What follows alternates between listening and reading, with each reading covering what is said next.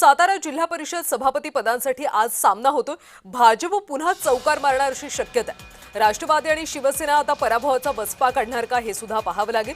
जिल्हा परिषदेच्या उर्वरित 4 सभापती पदांची आज निवड आहे। भाजप विरुद्ध शिवसेना राष्ट्रवादी असा थेट सामना पाहायला मिळणार।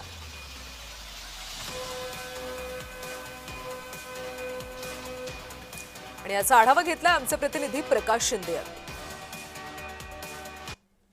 सातारा जिल्हा परिषदेमध्ये अध्यक्ष उपाध्यक्षाच्या राड्याचे पडसाद अजून सुद्धा उमटत असतानाच आज 4 सभापतीसाठी निवडणुका होणार आहेत। या ठिकाणी खरं तर राष्ट्रवादी, भाजप, शिवसेना हे महायुतीतील पक्षांमध्ये मुख्य लढत पाहायला मिळत आहे। गेल्या काही दिवसापूर्वी अध्यक्ष उपाध्यक्षाच्या निवडीमध्ये झालेला राडा हा संपूर्ण महाराष्ट्रामध्ये गाजलेला आपण पाहिला आहे।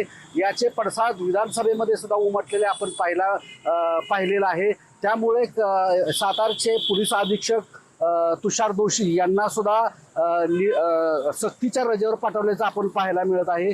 त्यामुळे आज या ठिकाणी सभापती निवडी जाहीर झालेल्या असून शिक्षण अर्थ समिती, कृषी पशुसंवर्धन समिती, समाज कल्याण समिती व बाल कल्याण समिती अशा 4 समितीच्या सभापती पदासाठी चुरस निर्माण झालेली आहे। खरं तर आज नक्की या ठिकाणी